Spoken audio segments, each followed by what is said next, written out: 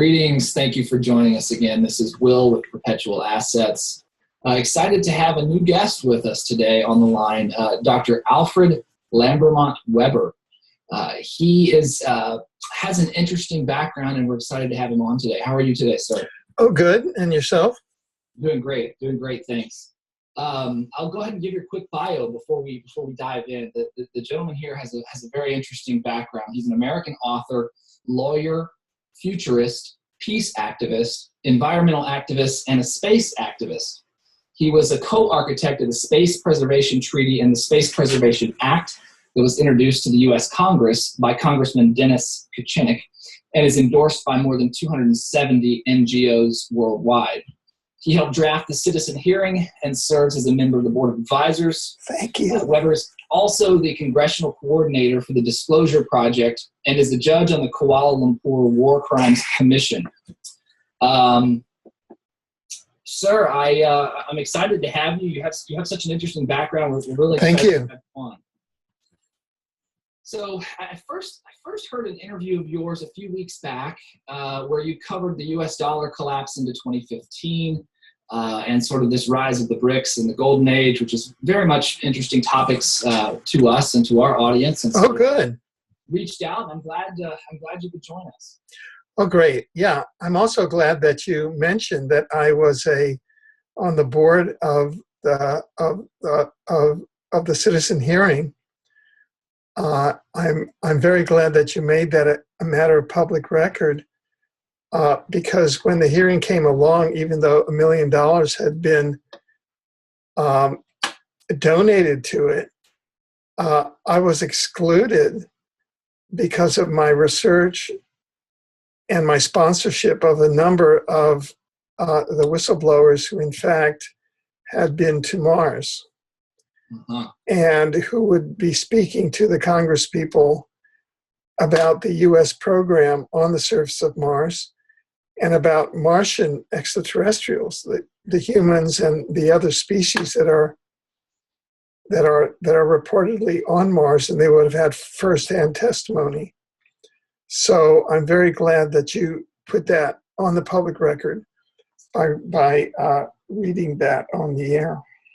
Yeah, I didn't. I wasn't aware of the history there. I just came up in a search of a bio. But, oh yeah, no, and that's how the internet works. It brings up all kinds of information. In this case, I hope that there is an investigation into why $1 million was spent to suppress the presence, the U.S. presence on Mars, which has been there since the 1960s, that's over 70 years ago, and to suppress the presence of the U.S. Marine Corps, the Mars Defense Force, and other forces there to suppress the numerous Mars programs that the U.S.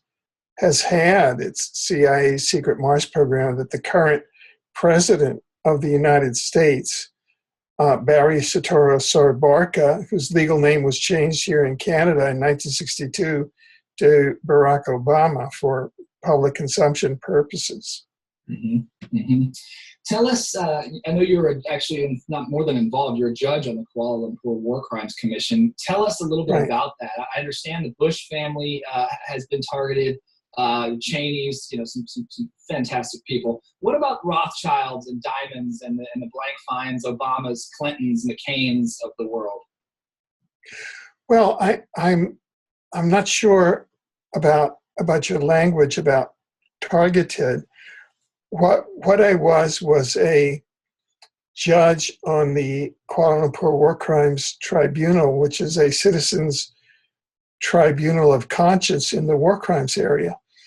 And I sat on 2 different trials, and then there was a third trial that I sat in on parts of it, and that was as a judge on the Kuala Lumpur War Crimes Commission versus the State of Israel for its genocide and other war crimes against the Palestinian people since 1948. Yeah, don't mistake me wrong by the use of the word targeted there. I couldn't think of a family like the Bushes that deserves the targeting more than any other. No, this is not targeting. This is where individuals in their official capacity or as individuals have committed war crimes in the cases of the Bushes and the Lehr at the what we call the Nuremberg level, and that violate the Nuremberg principles against fighting aggressive war. And that's the worst sort of war crime, and that's what was found after World War II.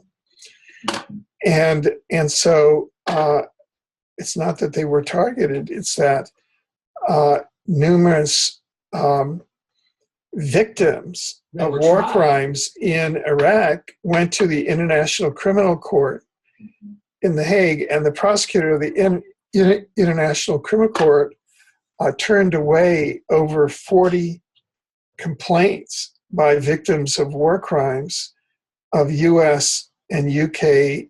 Armed forces in Iraq. And so the Kuala Lumpur War Crimes Tribunal was established because it appeared as though the International Criminal Court was compromised and in the service of the powers behind the Iraq War, or the Western powers, because they would not, the chief prosecutor was systematically excluding a pattern of war crimes by both the United States and by the United Kingdom.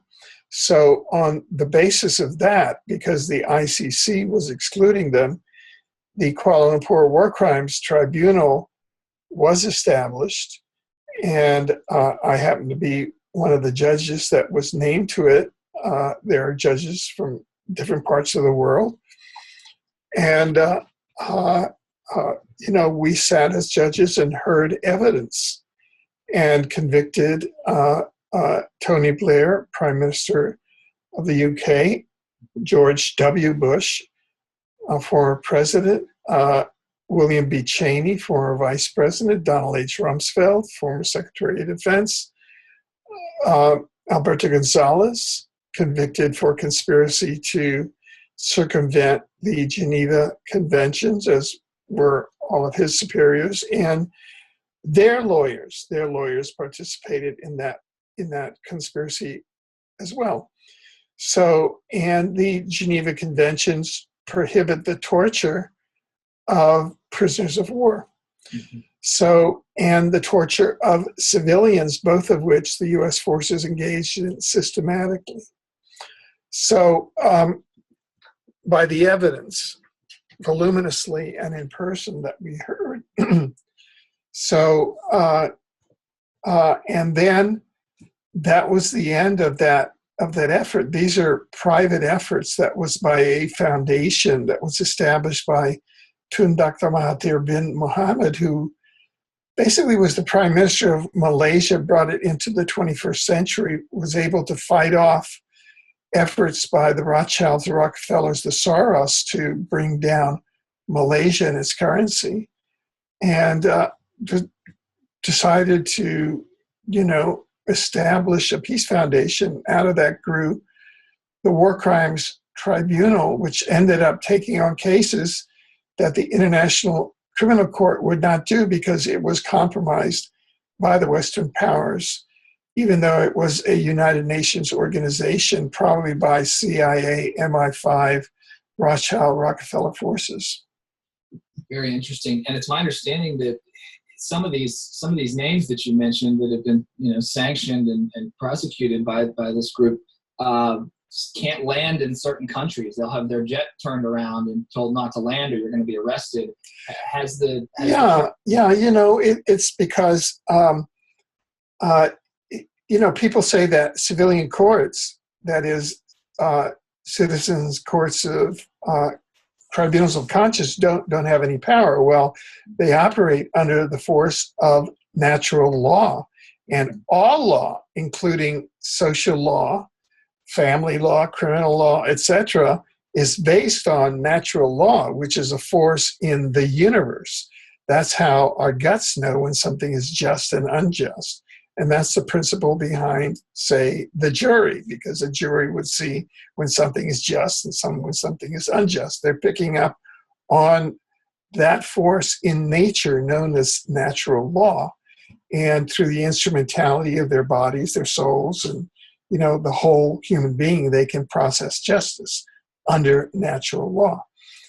The Citizens Tribunal of Conscience is, like that. It's a tribunal that's brought into being to apply law when the tribunals of record at the constitutional level, like the International Criminal Court, or like practically the entire judiciary of the U.S. federal system, which now has gone rogue. Over 99% of all complaints against federal judges are dismissed, and only 8 judges in the entire 226-year history of the United States have been impeached. And that's because they're an enclosed, self-serving, in effect, secret service that protect themselves.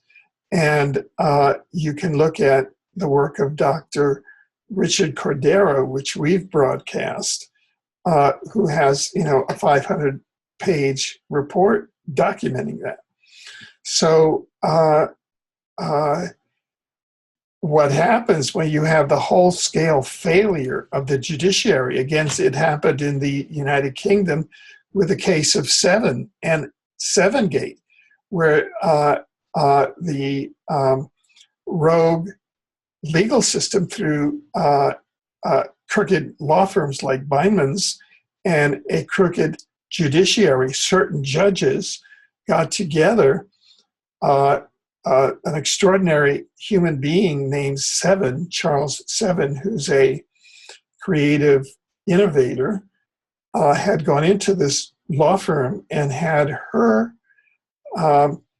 creative property stolen by the law firm and sold in 26 countries to television shows like Dancing with the Stars by ABC.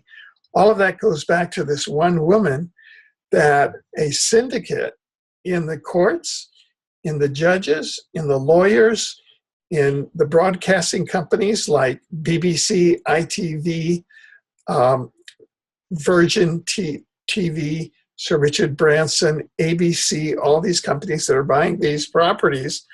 And the syndicate that makes this money illegally then takes part of it to execute false flags, like they did this past January in the Charlie Hebdo.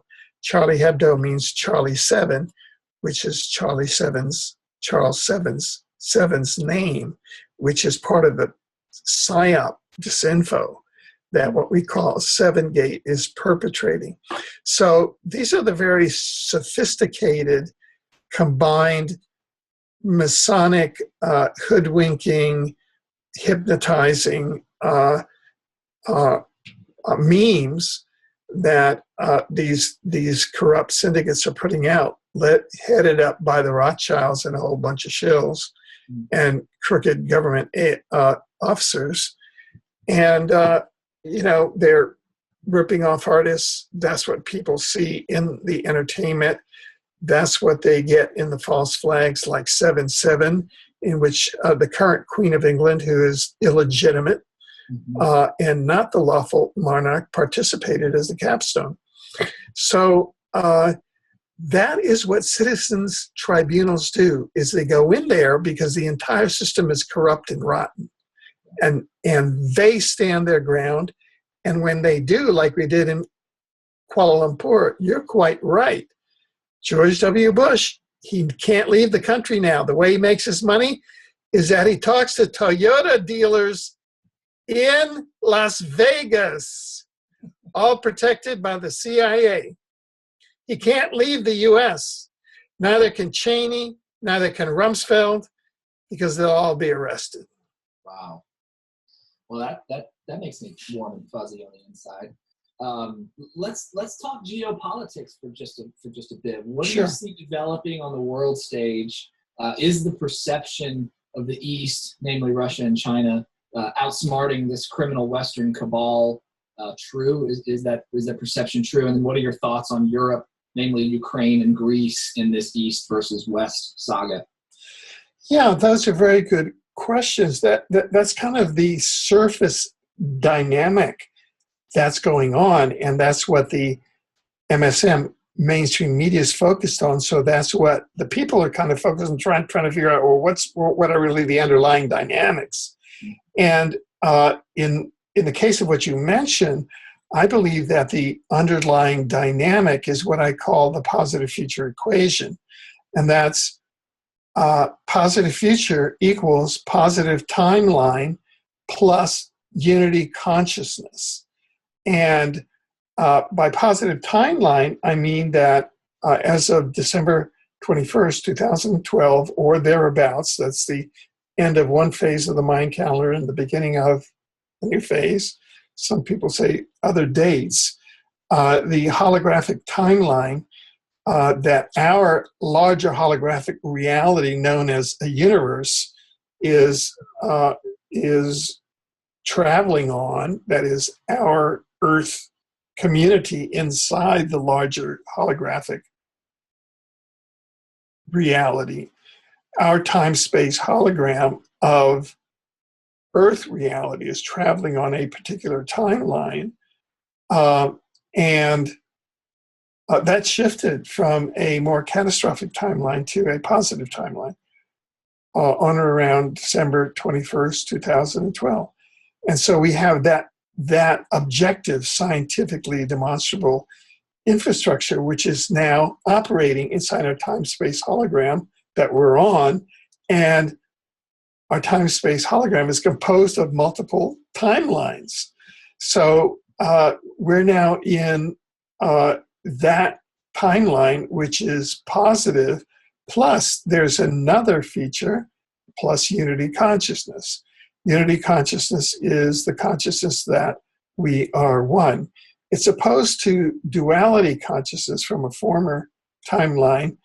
Duality consciousness is I win, you lose. That's what all of the hierarchical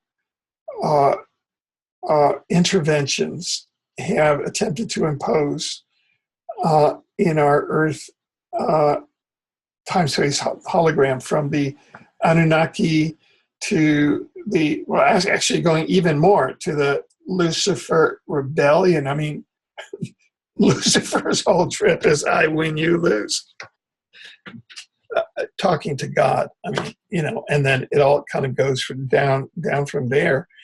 And the Anunnaki interventions, the negative aspects have all been dualistic and hierarchical.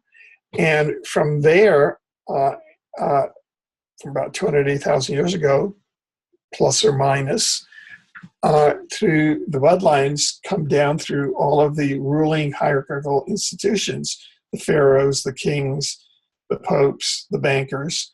They all wear, it comes from the old conical headdress, the cone heads, the homo capensis.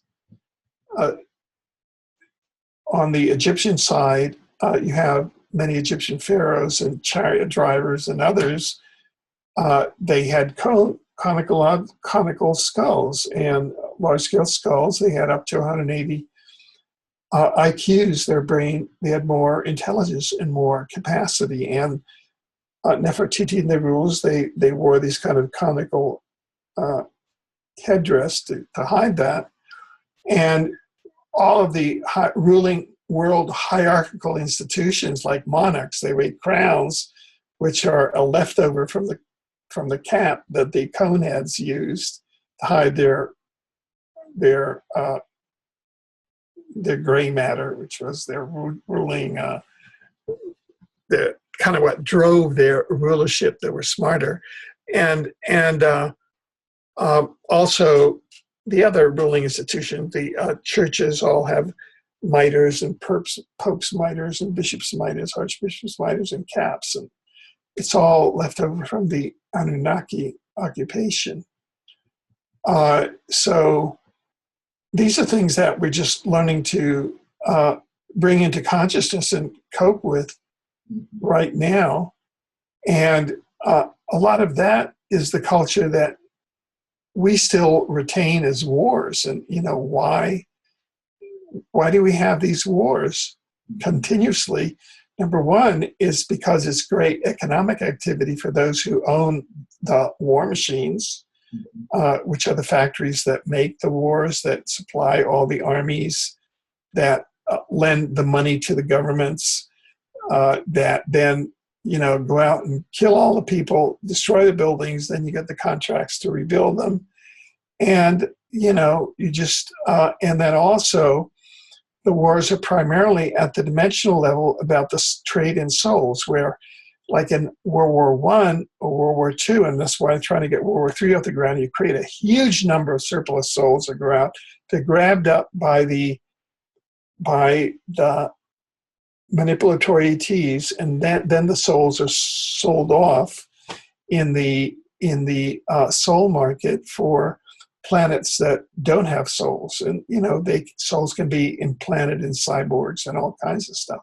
So these are things that humans don't know, but that we are attempting at newsinsideout.com to awaken them to, and also acting as change agents to try and bring about changes in leadership on the planet away from from this New World Order matrix. So I support citizens' tribunals. I think that they have a tough time, because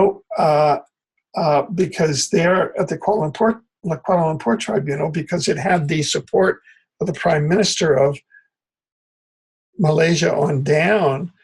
And we had fundraising dinners at which all the foreign embassies came except the United States. They all gave money. So each trial had a budget of $5 million, so you could bring in witnesses. You could really create a tremendous record that then you could bring onto the world stage.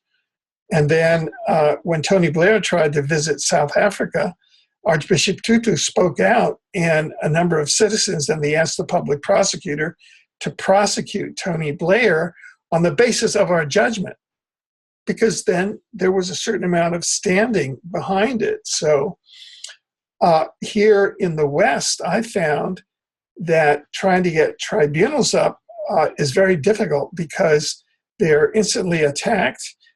As I understand it, NSA has a whole division which is devoted to undermining conferences and undermining tribunals that are in the public interest. Mm-hmm. So, despite some of what you mentioned there, at least the World War III potential, you do see a positive timeline, and you see positive events in front of us. Oh, the positive timeline is the science of it. It's the physics of it. It's why those individuals and mindsets that are still on the former catastrophic timeline or still trying to carry out plans that were developed under the old catastrophic timeline, but that don't have traction anymore in reality. It's why they can't get them off the ground. Interesting. And what about all of those folks, those of us that are out here trying to make sense of it all, that are at least unplugged from the matrix, if you will? We're researching on the internet. We're trying to figure out what to do with our lives and our money and how to protect ourselves from what looks like an impending dollar collapse and total global chaos. Well, that's why I write articles like the impending dollar collapse was actually a false flag. It wasn't a macroeconomic collapse. It was actually part of the depopulation program to throw a whole bunch of people into starvation and cause mass death. And that's part of the depopulation program, which is linked into the illicit traffic in souls. So that, and that's why we brought into public consciousness the positive timeline to show that, hey, there was a tremendous effect that happened around December 21st, 2012, where the interdimensional portal at the core of our universe began to broadcast waves of unity consciousness. And that's what's driving this system. And so that individuals, those of us who are awakening should tune into those waves of unity consciousness and plan accordingly. And because that is the primal signal that is driving this. That's what the universe is driving. It's gone into positive. They've changed the game. We're no longer in war, disease, crime, and poverty. So all of those plans are not going to work. And so, like any purveyor of information and new design, I said, look, I've come upon an equation. It looks like this equation's working. Pay attention. And that's the purpose of my article. Interesting. So where do you see North America? I know you're in Canada. Yeah. Where do you see North America in, dare I even say, post-US dollar paradigm? Let's say in the coming 2 to 5 years. Well, 2 to 5 years is a very short timeline. Mm-hmm. I mean, we're in 2015. 2 to 5 years is 17 to 2020. We're right in the middle of the transition now. From the positive point of view, it's not the US dollar, it's the USA Corporation Federal Reserve fiat money. Mm-hmm. That's a different thing from, say, a US dollar that would be issued by the US Treasury. Right. So those are two different animals. Mm-hmm. So what you're dealing with is the USA Corporation. You're dealing with the Federal Reserve. You're dealing with the fiat money paper. I know that my friends who were, like right at the top of Malaysia's, central banks used to call US dollar toilet paper because it's just being, it's like a psyop.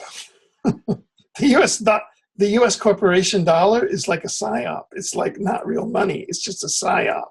Yeah. And so the issue is, how do the American people, the real United States of America, American people, not the USA Corporation, which came into being in 1871 when the city-state of the District of Columbia was founded to be a city-state in conjunction with the Vatican and the City of London. So that now you have, what you've had since then is, I call it a new entity, kind of a, the monster called Vatlanusa, Vatican, London, USA, like Medusa, right? Vatlanusa wanders on the, the global scene. The only issue is that the US is the military arm. The City of London is the financial arm, and the Vatican is kind of the false spiritual arm, Yeah. The Antichrist arm. Yeah. And so that's why Americans are always going to war, and everybody's at war, and the whole thing is, always from a military family, we love our boys, we love our heroes. Well, that's what they've made you, is that you've made you nothing but a nation of mercenaries. Mm-hmm. And they've exported all the true industry over to China and other countries, and then fed you a lot of propaganda. So everybody thinks it's a great thing to be a soldier, go up, get filled full of uranium, get disabled like over 1 million Americans since the 1991 Iraq War, who were exposed knowingly by the Pentagon to depleted uranium weapons and disabled. And all the, and their children are having all kinds of birth defects. Oh. And so that's what they did. They just trashed the U.S. And, so that's what's occurred there. So what Americans have to do in order to get through this, and there's no way out but through, is number one, to disestablish the USA Corporation, abolish the District of Columbia, give it back to Virginia or Maryland, or better yet, make it a 51st state, and everybody chill out and get away from war, because they've made you nothing but Rothschild's, blunderbuss. And the US dollar, look what they've made it. They made toilet paper. Prior to the 1913 Federal Reserve, America was a fairly wealthy nation, and the Americans were wealthy because all of the money was printed by their treasury, and so things were returned to the people. And it was since that moment that it all began to be sucked out via interest on the national debt, which just means that you gave Rothschild and the bankers the monopoly to create your dollars when the Constitution had given it to you, the government. So no, put an end to that. If you have the strength, just throw the bums out. So do you see it? Do you see the veil being lifted? Do you see an awakening coming? I mean, of course. Now, what year it's going to be, we don't know. Some people say 2017. It could be 2020. It could be 2025. It depends on when the critical mass happens, and so that's why the numbers that you were talking about, so 2 to 5 years, 2017, 2020, 2025, we're on some kind of exponential curve like that. And in the meantime, we've had the good fortune to have some sensible people in China, in India, in Russia, in South Africa, and in 120 countries of the world who are now going over to the BRIC system. They say, we've had enough toilet paper, we want some real money. So in the transition, they're going with the yuan, the Chinese, and then they're looking at some gold-based type money. I've got some, there are all kinds of examples. There's one example, you've got 24-karat gold, 1/10 of a gram. It's called an orum, and you can fold it, put it in your wallet. There's all sorts of technologies now where you can get away from the fiat money and all the Rothschild tricks that made them the centatrillionaires that they are. But they are connected to the most horrible energies that could exist, down to the Lucifer Rebellion, down to the most horrible of the Dracos. They're like, so you've got to, the American people has got to decide if they're a cancer patient or not, with the District of Columbia, with the USA Corporation, with the Rothschilds in there. If they are, does the cancer patient still want to go into remission? If it does, it can put a white hat in the White House in 2016. By white hat, I mean a person who doesn't work for the shadow government, who's got some guts. Elizabeth Warren is a good example. She was a Harvard professor. She's got the brains. She's probably being intimidated now that if you run for president, we're going to shoot you. Yeah. Because Hillary Clinton's a black hat. She and the Bush gang, and there's evidence of this, assassinated John F. Kennedy Jr. because JJ went over and told Hillary at a lunch that he was going to run against her for New York Senate. He would have probably won and gone on to be president. So that's why that machine, that Rockefeller, Bush, Clinton, Rothschild machine took JJ out, and that's what is keeping Elizabeth Warren from running. Well, sir, you've been incredibly generous with your time. I want to start to wrap up. If there's anything else you particularly want to add or share. Well, yeah. The only thing that I would say is to go to positivefuture.info, and you'll see the positive future equation, and you'll see a lot of scientific proof and backup that it's actually working. Awesome. We'll link that. We'll link News Inside Out as well as Exopolitics. So some of your other efforts that you've got going on. We appreciate your time, sir. Thank you very much. Thanks. Take care. Good enough. Bye-bye. Bye-bye.